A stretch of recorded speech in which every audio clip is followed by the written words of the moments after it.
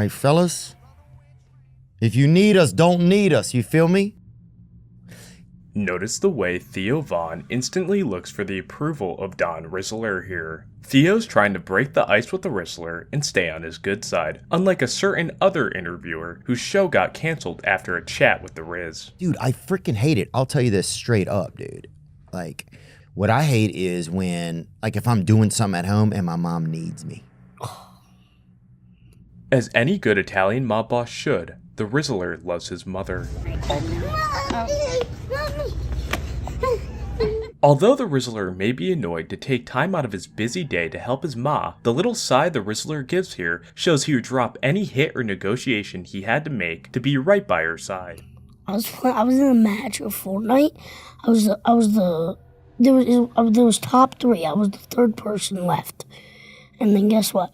My mom calls me down, right? She'll go clean the dishes, right?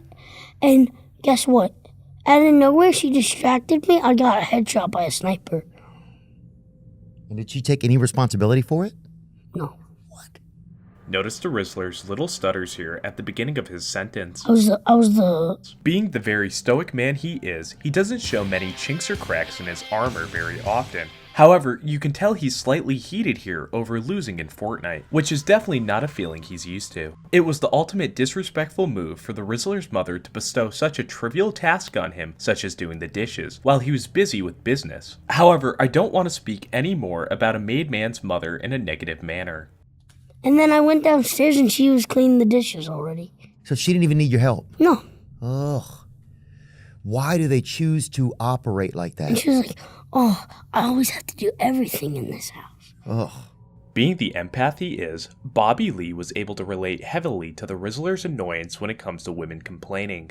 Due to the sheer amount of women and gumas he has in his life, this must be a pretty regular occurrence for Mr. Rizzler. The ultimate irony of the situation is the Rizzler's mom is complaining how she has to do everything around their house, when a literal 9-year-old pays all of their bills for them. I want that. I would love that. Just to have Yeah. have something happen in the movie, and then you get to feel it right there. That's pretty cool. It reminds me of like whenever I went to Disney World. Have you been there? No. What? Sorry. I thought you'd have been. No. It's fine. And look, and I don't, yeah, it's not everybody's been. I shouldn't act like everybody's been. Wow, what a tense moment this was here. And Shane Gillis is really lucky he diffused this situation while he still had the chance. Shane wasn't very tactful with this approach here, and you can read the displeasure on the Rizzler's face, especially when he doubled down and harped on the fact that the Rizzler has never been to Disney World. For most people, Disney is a rite of passage, and you can tell the Rizzler didn't appreciate him never going being turned into a punchline. If looks could kill, it's safe to say Andrew Schultz would be sleeping with the fishes after this blunder. Have you discussed it at all with your folks?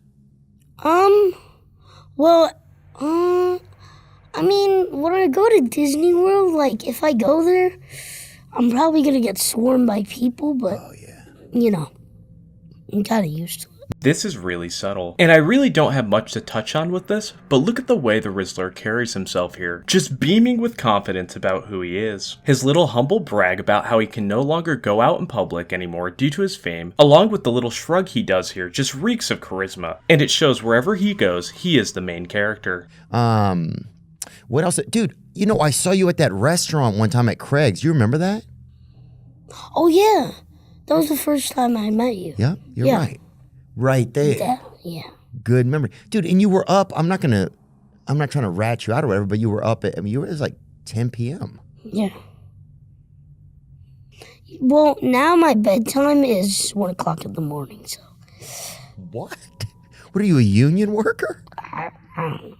This right here gave us important context on how Tony Hinchcliffe met the Rizzler. It seems as if the Rizzler was eating dinners with members of his non-related family, if you catch my drift, where he'd be approached by Tony for a picture, which also explains how Tony was able to secure an interview with him. This interaction leads us to believe that the two of them have a closer relationship than meets the eye, which also explains why the Rizzler's okay with Tony making jokes slighting him. That being said, all the jokes Tony's been making tonight is one thing, but snitching is a cardinal sin in mob culture, and I could assure you corrective action for this will be taken off screen.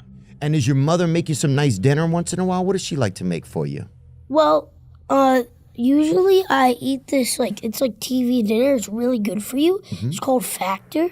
Oh, yeah, Factor It's meals. so good Yeah. and very healthy. This is business genius at play here, ladies and gentlemen. Notice how naturally the Rizzler plugs his sponsor, Factor, without showing any tell that it's a sponsorship. Which, by the way, that's a crime, but the Rizzler does not care about petty charges. Not only has the Rizzler petrified me with fear, thinking that if I don't buy this, he will bust in my kneecaps, but he also convinced me that it's healthy because he constantly eats them and he has a Herculean physique. Yeah, I mean, what's some of the freaking noise that could come in here in the 4th grade? What's some stuff that, you know? You think there's gangs or whatever? I don't know. Probably. I know.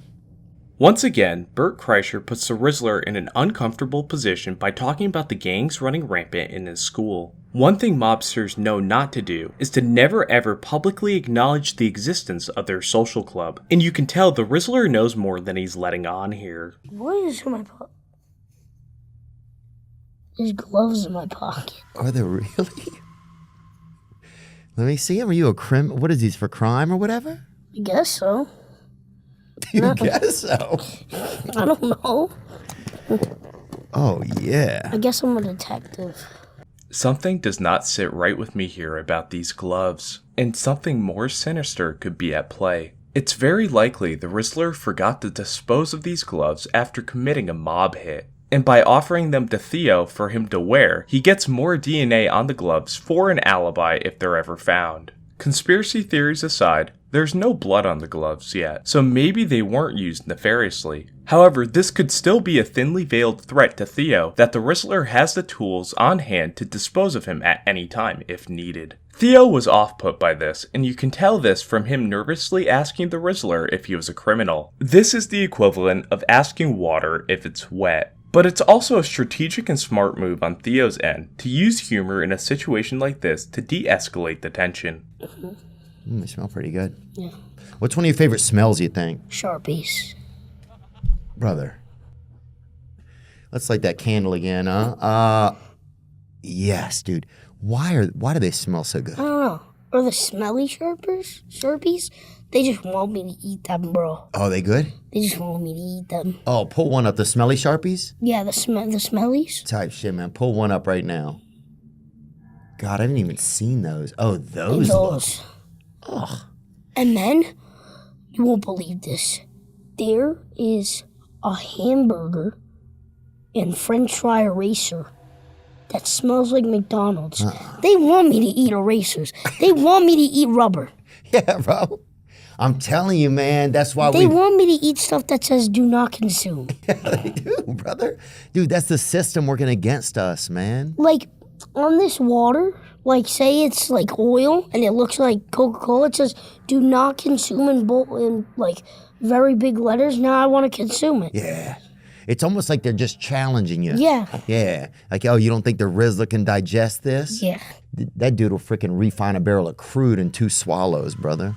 The Rizzler's a man who does not take no for an answer. You tell the Rizzler not to sniff Sharpies because he will lose brain cells, he'll do it anyways. You tell the Rizzler he shouldn't eat something because it's not edible, look at him, he's never met a task he couldn't consume. It seems as if the Rizzler's enemies have been making poisonous items that smell good, knowing that more than likely he will try to eat it in an attempt to take him out once and for all. However, with someone built like the Rizzler, it's going to take a lot to take him out. Do you have like a finishing move or whatever when it comes to defeating enemies? Yeah, I have a finishing move. So it's, I fly up, right? Yep. I come back down. I spin around. I turn into flames and I hit them. Poof. I go right into them. And also, someone's trying to come at me. Boom. Much like how Heisenberg would finish Gustavo Fring in Breaking Bad, the Rizzler likes to end his opponents with a boom. Life really imitates art sometimes. There's a couple rumors that I've heard about you. I'm going to rattle them off. You tell me true or false, okay? I heard that you have 2 cell phones. I actually have 3. My brother has 2 iPads and I have a phone. And I have 2 Nintendo Switches. You have a scale? What? Good answer. The absolute disrespect by Tommy Segura to ask the Rizzler if he owns a scale. A man like the Rizzler would never own a scale for anything other than selling narcotics, which he would never get his hands dirty doing because he's the boss. It is the ultimate mockery to ask the Rizzler if he owns a scale because the Rizzler doesn't need to weigh himself to check his power level. He already knows how powerful he really is, and if Bert Kreischer keeps this up, the only weight we'll be talking about is the weighted concrete shoes he will be wearing in the Long Island Sound, motherfucker.